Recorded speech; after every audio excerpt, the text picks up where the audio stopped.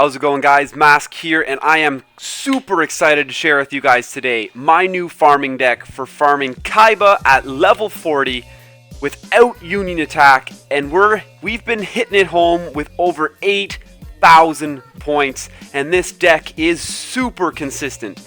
I had a good group of about 8 players together in Discord today, and between the 8 of us, I'm pretty sure we ran this 30 times, and the one fail out of 30 runs was just due to absolute clear user error. So without further ado, let's jump in and check out the actual deck list, and I'm going to talk to you guys about it. This is going to be very similar to a lot of decks that we saw in the Bakura event, a Destiny draw deck on Yugi, sort of revolving around healing and surviving. But the key to this deck is golden apples. Now the golden apples, while interacting with Kaiba, they interact with Kaiba in an interesting way. Essentially, the second you're able to get a golden apple off on Blue Eyes White Dragon, getting out that 3,000 attack, 3,000 defense token, that thing is there for good. Nothing Kaiba has is going to take that token out. At that point, your only real threat is going to be enemy controller. And yeah, we have so much healing in this deck. We can survive whatever he throws at us, getting Destiny draw after Destiny draw after Destiny draw. And we just have a very, very plain and simple end game to smash over 10k home with Piranha. Pretty straightforward. The playthrough's going to work. Some of the important things you got to look out for: make sure Rising Energy is not going to be the last card that you draw. You have you use Mirror Wall in combination with Autonomous Action Unit to help drain our life down. Autonomous Action Unit is there for basically countering a very few specific opportunities where Kaiba will tribute his own Blue Eyes to pull off a enemy controller move. I don't know why he does it, but it happens. But yeah, let's jump straight into the actual gameplay, and we'll go through the deck. I'll give you a walkthrough on how the deck actually works.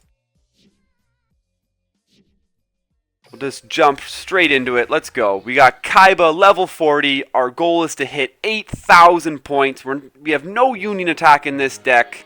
And yeah, we got 240 keys left. We've been burning through them tonight, testing things out. And here we go. Whoa. Enemy controller. I can taste it. I can smell it. By the way, if we pull an enemy controller, it will be my first enemy controller. And I might scream like a little girl. What do you got for us, Kaiba? Alright, not a bad opening hand. We got Vorse Raider down on the board. Go ahead and drop a Javelin. I think we might as well drop a Javelin, a Nurse, and apples here. I actually was really hoping he would drop a second monster, but I don't know if we can really afford to stall this out. We don't need to stall this out to get a Destiny draw. To be honest with you, we should be totally fine. We'll go ahead and activate everything.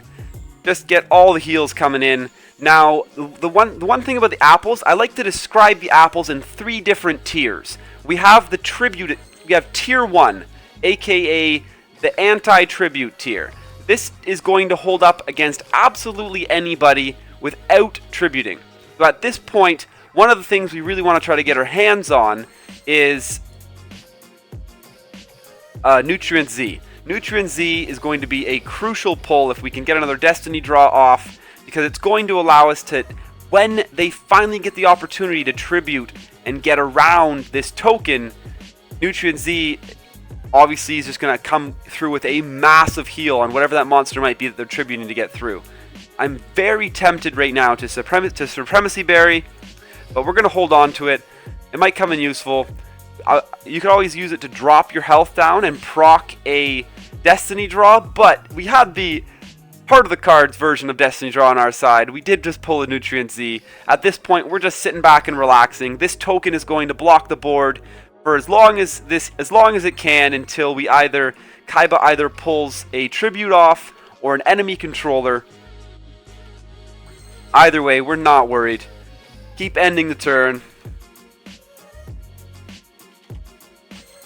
We don't really need that second Nutrient Z, I would imagine. Things are looking pretty good. We're probably going to have to start discarding cards. I will discard the Numinous Healer first. It's got the least healing value out of everything in this deck. Second up, probably Nutrient Z, considering we already have one on the board.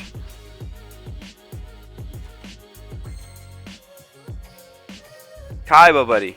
Get with the program, man. We need you to get a big gun out. At this point, we're definitely not going to need the third apple.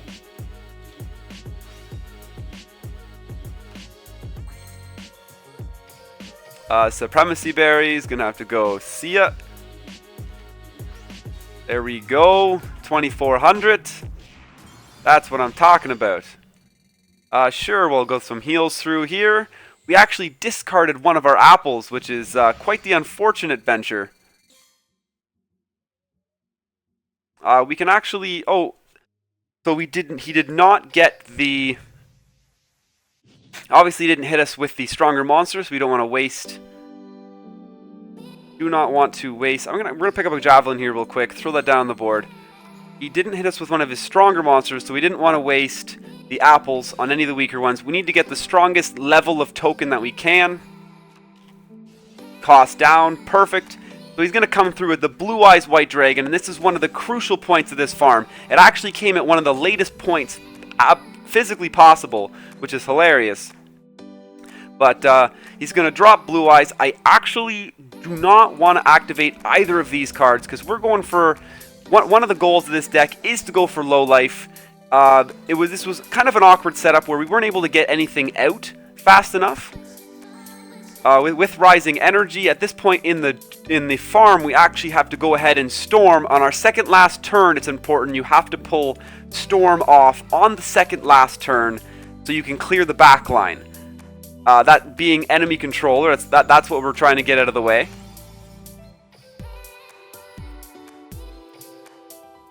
So there goes his back line, and in the graveyard now, he has actually only one enemy controller, which... believe it or not, can potentially be a problem. This is one of the very unlucky times where he's going to basically either have an enemy controller still in his hand, or he's drawing one in his second last card of the deck. That card right there face down could be an enemy controller. These are the very minuscule what-ifs. What could possibly happen if things draw the absolute worst way they can. But anyhow, to finish this farm off, we just drop Piranha down on the field. We're going to Secret Pass through the treasures onto the Piranha. And after that activates, goes through successfully, we'll go ahead and Rising Energy. Now, we did not get to... We're supposed to play Mirror Wall way earlier in this match and actually pay the taxes on it. It is there to help us... Oops, gain attack, my bad. Piranha's gaining attack. It is there to help us get to low life and comeback victory. So this is not going to be the highest scoring attempt on Kaiba, but as you guys can clearly see, this has been a walk in the park. We are definitely having a good time. Autonomous Action Unit is actually here for the rare occasion that he is going to sacrifice his Blue Eyes into the graveyard, and we need a second strong monster to Riryoku, but clearly that's not the case in this situation. I also have Autonomous Action Unit in this deck to help us out with a different version of this deck that you can run that's going to be easier and slightly higher scoring. Perfect, actually. It turned out that was not an enemy controller, which was absolutely beautiful. So we are going to successfully complete the farm. We did not get comeback victory or low life in this. It was unfortunate. As you could see, it took him quite literally 3/4 of the game to get one tribute summon out. That is not going to happen usually. So our field was clogged, and we didn't get Mirror Wall out quite early enough, preventing us, like I said, from getting low life and comeback victory. That's worth an extra 1,000 score. And so we would have got an extra 500 for the comeback victory, an extra 500 on top of that for low life, and spell, trap, special summon. This version of the deck specifically is missing out on one extremely key aspect that is going to be all effect damage. So this deck right here, there's a reason I have it laid out exactly how it is. There are 3 key cards in this deck that you're going to replace when you have Union Attack. If you even have one Union Attack, you can pull it off. We would take out Piranha. We would take out both Riryokus and replace them with Gravekeeper's Vassal and 2 Union Attacks. And then we'll take out Rising Energy because we will no longer need that, and simply put in an extra Supremacy Berry. So you just saw we scored 67. It was 6,700 points. We were 1,000 points short from not getting both low life and comeback victory. And then on top of that, boom! Just for using Union Attack and the Gravekeeper's Vassal, you're going to drop another 1,000 points on that for only using effect damage. So that run that you guys just saw there was a 8,700 point run. No problem. This deck is crazy. This is the new way to farm Kaiba. Honestly, I had been sitting on like 1,300 keys, and I've just been grinding through this all day. It's such a crazy deck. Now, there is one option for people without Union Attack if you want to push this even further on the point scale. Honestly, I actually do score over 8,000 with this quite often, but I have an insane amount of glossy cards. If I get to rotate through a lot more of these glossy options, I have no problem hitting 8,000. 8,100 I think was one of my better scores I've gotten. But you do have the option. As you guys seen, we did not use all of these healing cards. What I have done is taken out 2 Numinous Healers, and I've taken out 2 Numinous Healers, subbed out Storm for a Riryoku field, allowing us to not have to worry about setting cards out of our hand in the spell or trap zone. Because obviously if you're running Storm, you can't set any important cards in your spell or trap zone, or that will basically render them useless. You're going to kill them off, not allow them to make it to the last step of the game. But having the running Riryoku field, getting rid of Storm, and 2 Numinous Healers is going to give you the space to run a Ritual or a Fusion in this deck. And if you can run a Fusion, you could also try to sneak in a Tribute Summon over one of the tokens if you manage to get a second one on the field. And that's the way this deck could easily score 8,000 points without even using the Union Attack. The thing is, that makes it a little bit less consistent. Honestly, with the current setup, we are smashing it into 7,000 points without Union Attack, which is crazy awesome for a non-Union Attack Kaiba farming deck. But if you guys are fortunate enough to have 2 copies of Union Attack, this deck is... I've already had people from my stream, we were in Discord together today, grinding away at this method. I've had them post me 9,200 point high scores against level 40 Kaiba. And that was just unheard of. Honestly, I've just been so pumped. I've been looking for ways to farm Kaiba for so long now. And so here we go. We're opening up without an apples this time. So one of the worst ways you can draw this deck. He's going to open up with Vorse Raider. We'll go ahead and pop an Enchanted Javelin because why not? I don't think I'm going to go ahead and use 2 though. He gives us another one. We'll see what comes down with them. Alright, so we're going to have 17 and 19. I think I'll just double proc on the Vorse Raider, heal up as much as we can here. We are going to get a Destiny draw now, which is perfect, so we'll go ahead and we'll grab an apples. This is going to be our tier 1 of apples, like I like to call it. We're going to get the apples off on Vorse Raider. Always keep in mind your deck does not shuffle when you're using Destiny draw, so always pull from the deepest parts of the deck. Crucial cards that are important and you need. Actually, that was one of the most perfect things he could have done for us. Not only did we have a Nutrient Z sitting there, but we now get a tier 2 apples. We actually get to skip tier 1.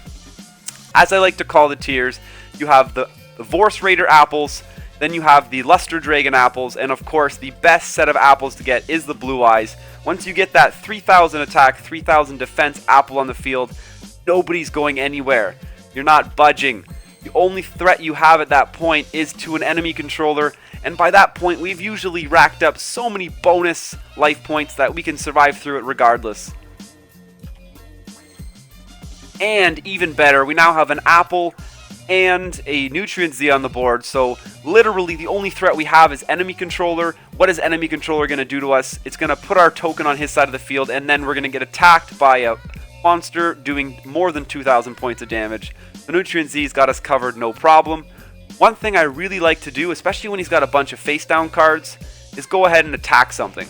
You can always sometimes bait out enemy controllers, and one of the great things about Malice token coming specifically from golden apples is the enemy will not trade his Luster Dragon or his Blue Eyes White Dragon into a Malice token in attack mode. Simply won't do it. Doesn't see it as worth it. A Malice token's a 1-star monster. Quite different from the cloning trap card. They will always trade into the cloning trap card. We'll keep going here. We're pretty good sitting on this tier 2 token, I like to call it. Just kind of waiting on him to get this Blue Eyes out. Nutrient Z, golden apples. I don't want to clog my field. One of the things you guys really got to look out for is clogging your field. It can always get you in trouble. At 7 turns now, I have to start thinking about lowering my life. So we're going to proc a mirror wall here and begin the life lowering travels. We have Nutrient Z on board. We really do not have to worry about dying. Even if I get enemy controller right now, we're just going to Nutrient Z and then drop a backup apples. And the cool thing about Mirror Wall is while we're proccing Mirror Wall, we quite literally get to control the rest of our draws for this game. We're going to draw into a Supremacy Berry. Probably not going to use that. To be honest with you, I'm actually not going to change my draw pattern at all. Continue to pay our taxes. I think I want to bring them down. We have Autonomous Action Unit, which is going to be 1500. Discard from your hand. We don't need these nurses. Autonomous 1500. I can use Supremacy Berry to lose 1000. He actually tributed Luster Dragon. Wow. That was interesting. He tributed Luster Dragon to take my token to then use Blue Eyes. Oh, he's going to Twister the Mirror Wall even. That was actually perfect. We're not going to Nutrient Z here because he got rid of my Mirror Wall. I'm actually kind of worried as to how this is going to play out. Doing a little bit of math in my head right now. I could heal by 4,000 and then take 4,200 damage. That's going to bring me down to 4,000 exactly. And then next turn, he's probably going to summon something else. Won't matter because he'll hit me first with Blue Eyes. And at that point, I'm going to heal. I'll take 3,000, heal for 3,000. My worry right now is I can only drop 2,500 with the combination of Supremacy Berry and Autonomous Action Unit. That's going to bring me down to... It's not going to bring me down below 1,000. One of the key parts of this deck to get over 7k is low-lifing properly. Unfortunately, the Twister messed us up. But if I take the 3,000 here, that'll drop me to 4,200.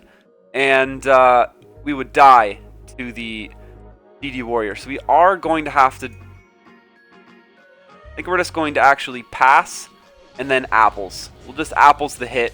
I don't want to pop Nutrient Z. We're going to be crazy, way too high on the life point scale. I already think we're going to struggle at achieving low life now. We'll go ahead and Supremacy Berry while we can. Will definitely lower us by 1,000. That's going to start getting us into that. It's going to start getting us into that range of potentially being low enough to lose life points. Autonomous Action Unit, the side purpose of it being in this deck, when you're using the Union Attack version, you need Autonomous Action Unit because you're going to have a token. You're going to grab any monster with Autonomous Action Unit that has 1,700 attack or more, and one Gravekeeper's Vassal, double Union Attack, boom, that's 10k, you're off to the races. You don't need Rising Energy.